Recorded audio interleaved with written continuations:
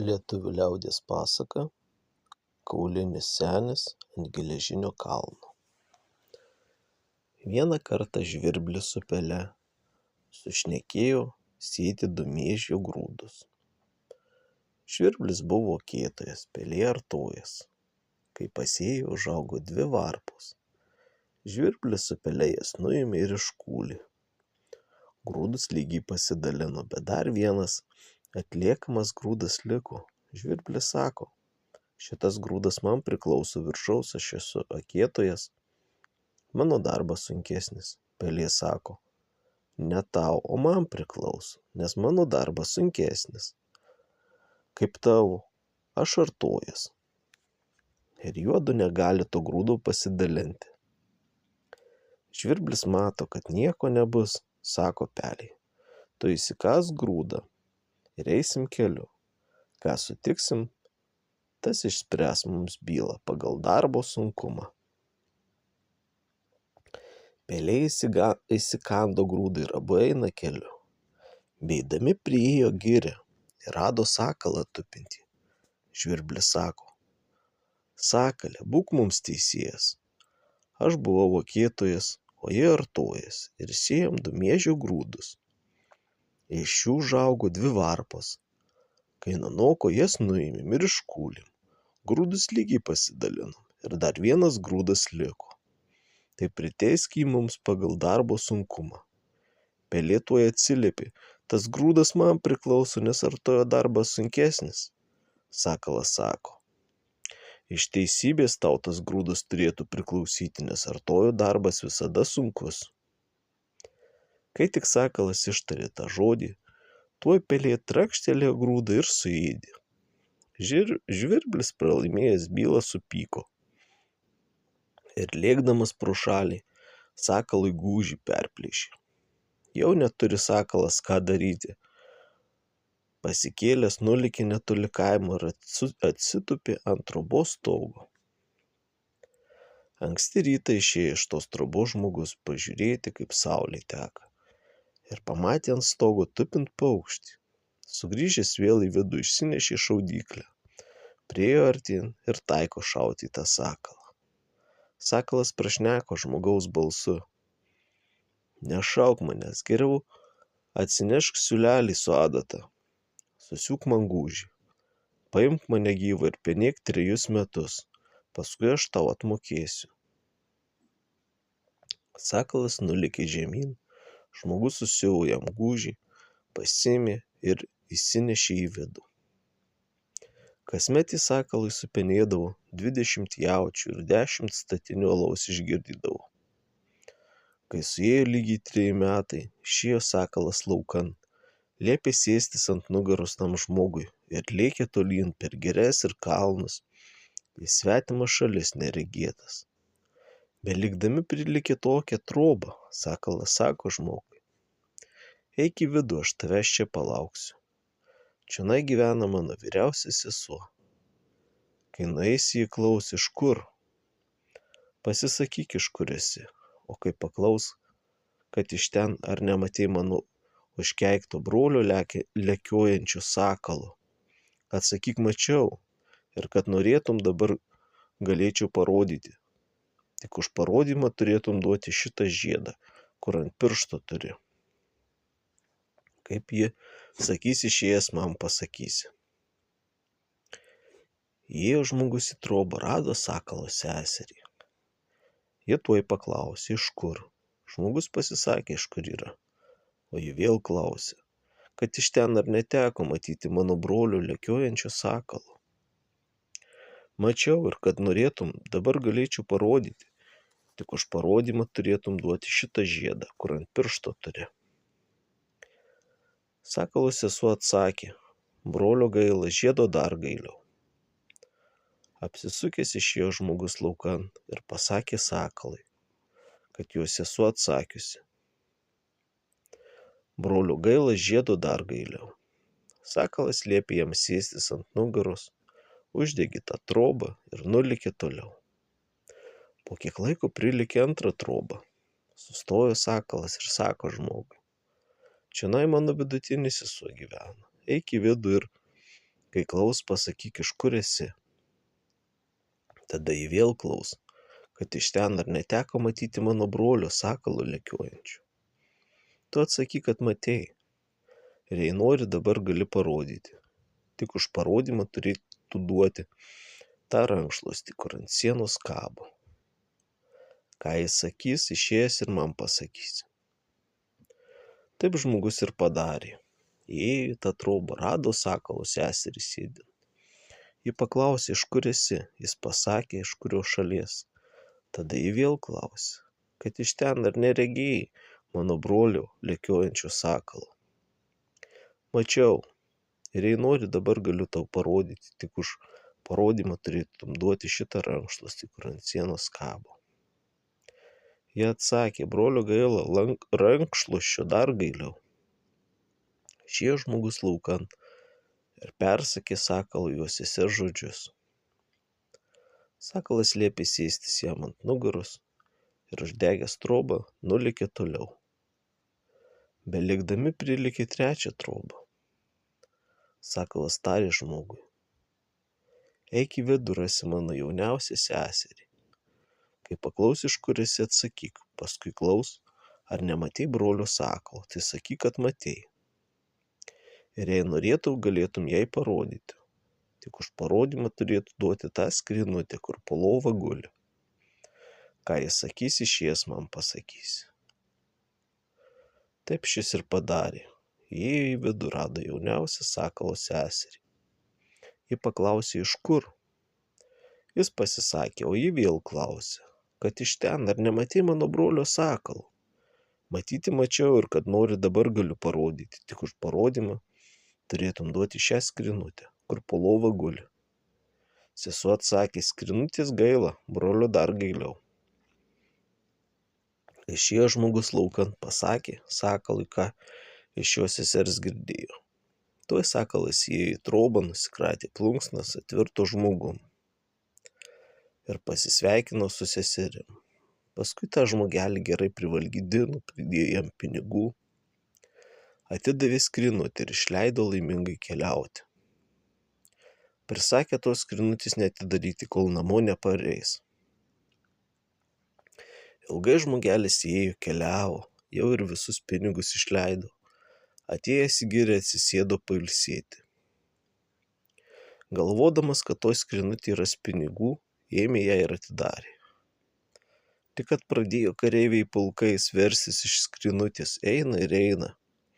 Be paliovos jau pilna giria priėjo, net baisu žmogelį pasidarė.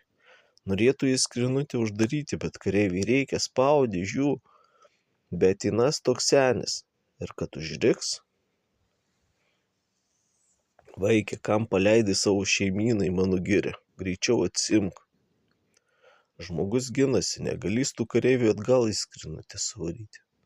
Tada senis sako, jei duosi man tą, ko namie nepalikai, aš juos suvarysiu. O tasai galvoja, pačią vaikus viską paliko.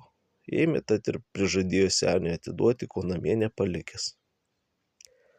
Senis liepė mažiuką pirštą įsipjauti ir pasirašyti. Žmogus įsipjovė, pasirašė ant luobo savo krauju ir padavė seniui. O tas suvaręs į skrynutę kareivius uždarė ją, atidavė žmogui ir pasakė.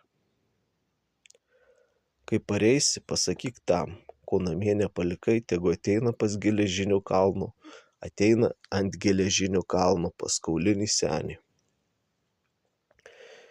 Vėl ilgai tas žmogus ėjo, keliavo, kai namo parkeliavo, rado sūnų gimusį. Ir jau sulaukusi 20 metų. Baisiai žmogelis nusigando, kad sūnų užrašė kauliniam seniui ant geležinio kalno. O sūnus tai sužinojęs greit apsirengė ir be jokios baimės išėjo ieškoti, kur kaulinis senis ant geležinio kalno. Per tyrus laukus beeidamas, bekeliaudamas, priėjo tokią pirkelę. Joje rado senutę sėdint ir paklausė, močiute, ar nežinai kaulinio senio ant geležinio kalno? Vaikeli, aš tai nežinau, bet gal mano šeimyna žino, nes aš esu visų žvėrių motina. Atidarė senutė langą, švilptelėjo Ir subėgo visokių žvėrių per girias, per krūmus, kad net krūmai braška. Paklausė, ar kuris nežino kaulinio senio ant geležinio kalno. Ir visi žvėrys atsakė vienu balsu, nežinom. Nėr ką daryti, padėkoja senutė už rūpestį. Vaikinas iškeliavo tolyn. Ėjo ir priėjo tokius kalnus. Juose rado antrą pirkelę. Įėjęs į vidų pamatė vėl sėdint senutę ir paklausė. Močiute, ar nežinai kaulinio senio ant geležinio kalno? Aš nežinau, vaikeli, bet gal mano šeimyna žino, nes aš esu visų paukščių motina. Atidarė į langą, švilptelėjo ir sulėkė paukščių visokių per girią, kad net medžiai linksta. Senutė paklausė, ar nežinot kaulinio senio ant geležinio kalno? Visi paukščiai vienu balsu atsišaukė, nežinom. Vaikinas vėl padėkojo senutei už rūpestį ir iškeliavo tolyn. Beeidamas, bekeliaudamas per girias, per kalnus priėjo trečią pirkelę. Joje rado sėdint senutę ir paklausė. Močiute, ar nežinai kaulinio senio ant geležinio kalno? Vaikeli, aš nežinau, bet duosiu tau patarimą. Tu nueik prie to ežero, kur matyti. Vidudienį ten atlėkė 12 gulbių maudytis. Kai jos nusimeta savo plunksnas, stoja tokios gražios ir skaičios mergelės, kad negali atsižiūrėti. Nuėjęs įsidėmėk, kur jauniausia plunksnas pasidės, paimk jas ir tol neduok, kol ji pasakys, kur kaulinis senis ant geležinio kalno. Tik žiūrėk, vyriausios sergėkis, nepaimk jos plunksnų, nes iš tavęs atims ir dar išpers tau kailį. Padėkojo vaikinas senutei už gerą patarimą ir nuėjo prie ežero, kur buvo jam sakyta. Atsisėdo krūmuose ant kranto ir laukė, atlėkė ant tų gulbių. Jau saulė atėjo beveik į pietus ir atlėkė gulbis prie ežero. Nusirengė plunksnas, pasidėjo kiekvieną savo ir stojo tokios gražios mergelės, kad negali atsižiūrėti. Kai visos sulipo į ežerą maudytis, vaikinas ėmės ir paėmė vyriausios plunksnas. Išsimaudžiusios mergelės apsirengė kiekvieną savo plunksnomis, o vyriausioji pamatė vaikiną turint josios plunksnas. Atėmė iš jo dar kailį jam įdirbo ir nulikė savo. Parėjo vaikinas namo pas senutę ir pasakė, kad jam atsitiko vyriausios mergelės plunksnas paimti. Kai pamatė, sako, kad aš turiu jos plunksnas, atėmė ir dar gavau mušti. Matai, aš tau sakiau, kad neimtum vyriausios plunksnų, nes gausi mušti ir į plunksnas atims. O jei būtum jau vyriausios paėmęs, kad būtum jai nedavęs, būtų ji tau pasakius, kur kaulinis senis ant geležinio kalno. Žiūrėk, kai rytoj nueisi, tik nepaimk vėl vyriausios plunksnų. Pernakvojo vaikinas pas senutę, o rytą vėl nuėjo prie to ežero, atsisėdo ir laukė. Neilgai trukus atlėkė ir gulbis nusimetė plunksnas, vėl pavirto mergelėmis ir įbrido į ežerą maudytis. Dabar vaikinas gerai įsižiūrėjo, kur jauniausiai pasidėjo savo plunksnas. Prislinko ir nemačiom jas paėmė. Kai mergelės išsimaudė ir apsirengė kiekviena savo plunksnomis ir vėl pavirto gulbėmis. Žiūri, kad jauniausia jų sesuo dar neapsirengus, tai visos ir nulėkė, o jauniausia paliko. Ši užtiko vaikiną turint jos plunksnas, pradėjo prašyti, kad atiduotų, bet tas sako, pasakyk, kur kaulinis senis ant geležinio kalno, tai atiduosiu.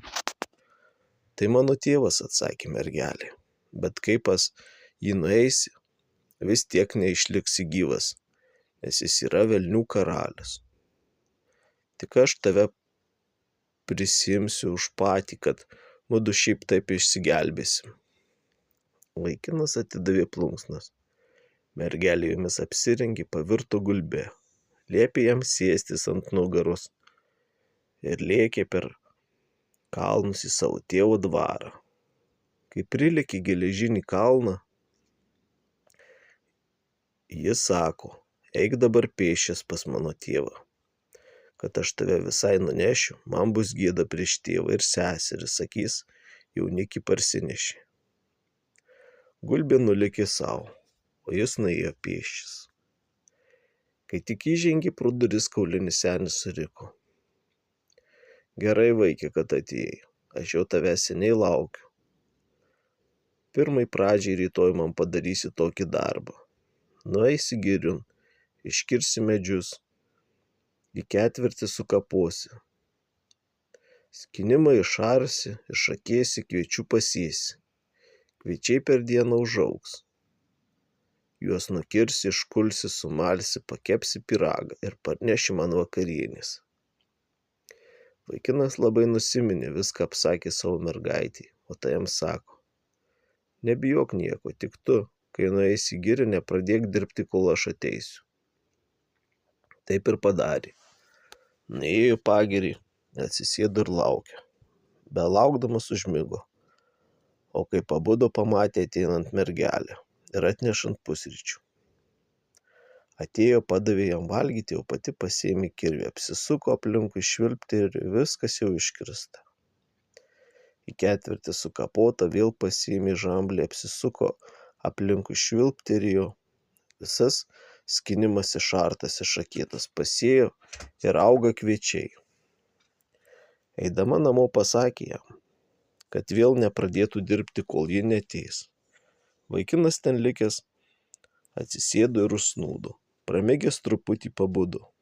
Žiūri, kad saulė jau beveik pietuose ir ateina jo mergaitė, atneša valgyti. Kol jis pietavo, ji pasiėmė dalgį, apsisuko aplink, švilptelėjo ir kviečiai nukirsti. Vėl švilptelėjo, viskas jau iškulta ir sumalta. Pakepė pyragą prieš saulę ir pasakė, dabar aš einu namo, o tu čia pabūk. Tegu kepa pyragas prieš saulę. Kai saulė nusileis, pareik ir parnešk pyragą. Saulė nusileidus parėjo ir jis namo ir padavė kauliniam seniui pyragą. Kaulinis senis sako, vaikė, kad tu šitą darbą padarei, tai būsi mano žentas. Išsirinksi iš mano dukterų, kurią norėsi ir galėsi savo eiti namo. Tik rytoj dar vieną darbą padarysi. Nueisi prie jūros, nusineši rietį, išliesi visą vandenį, parinksi nei didelių, nei mažų žuvų ir parneši man vakarienės. Vaikinas nusiminęs pasakė savo mergelį, kad kaulinis senis dar liepė iš jūros vandenį išlieti su riečiu. Pririnkti nei didelių, nei mažų žuvų ir parnešti vakarienės. O kai tą darbą atliksės, galėsis išsirinkti savo mergaitę, kurią norėsis, ir eiti savo namo. Nebijok, atsakė. Kai rytoj nueisi prie jūros, nieko nepradėk dirbti, kol aš ateisiu. Rytą vaikinas atsikėlė, pasiėmė rietį, nuėjo prie jūros ir atsisėdęs laukė savo mergelės. Netrukus jie atnešė pusryčių. Kol jis pusryčiavo, jį pasiėmė rietį, šiandien pašvitavo ir išūžė visas vanduo, tik liko dugne vienos žuvys. Dabar vakare, kai eisi namo, pasakė, prisirink nei didelių, nei mažų žuvų, parnešk tėvui vakarienės. Saulei nusileidęs vaikinas pririnko nei didelių, nei mažų žuvų ir parnešė kauliniam seniui. Gerai, žente, sako kaulinis senis, kad šitą darbą padarei, pramankštinsi dar rytoj mano eržilą ir galėsi eiti namo. Antai, kur du akmenys ant kalno guli. Kad vieno akmens ketvertas nepavežtų, tai nusirisi juos į kalvę ir nusikalsi lazdą eržilui pamušti. Vaikinas nusiminęs pasakė savo mergaitei, kad liepė dar kaulinis senis eržilą pramankštinti, o tuodu akmenis, kur ant kalno guli, liepė nusiristi į kalvę ir nusikalti akmeninę lazdą eržilui pamušti. Dabar tai vargas, atsakė mergaitė. Ne eržilą, tik jį patį teks pramankštinti. Bet ką darysi, vis išgelbėsiu. Tik mudu turime apsimainyti drabužiais. Apsimainė jie drabužiai, senio duktė tuoj nusirito abu akmenys į kalvę, nusikalė akmeninę lazdą ir pareina švytuodama. O kaulinis senis pasivertęs eržilą jau stovi, tvarte. Jie įėjo, išsivedė eržilą laukan, Užsisėdo ir joja, o eržilas vis aukštyn keliasi. Nori jojiką numesti ir užmušti, bet įduoda su ta lazda vis į galvą, neleidžia pakilti. Kai sušilo eržilas, pradėjo putoti. Parjojo jį namo, į tvartą pastatė ir eina savo. O eržilas vėl atsivertęs į kaulinį senį, bet jinais priešais. Jo duktė vaikino drabužiais apsirengusi paklausė: o ką uošvi, ar gerai išmankštinau eržilą? Gerai, gerai, žente, atsakė kaulinis senis. Nereikia nežiūrėti, aš žinau, kad gerai. Po kiek laiko kaulinis senis sako vaikinui: žente, išsirink savo mergaitę iš mano dukterų, kurią nori. Tas pasakė išsirinkęs jauniausią jo dukterį. Dabar sako kaulinis senis: aš jas visas paversiu kuosomis ir sušauksiu pro langą. Jei atminsi, kuri tavo mergaitė, tai bus tavo, o kad neatminsi, nebus. Vaikinas viską pasakė savo mergaitė, o ta jam sako: kai sušauks mus visas kuosomis pro langą, aš truputį atsiskirsiu nuo kitų, o paskui nulėksiu ant karties nuo krosnies, pirmutinė būsiu.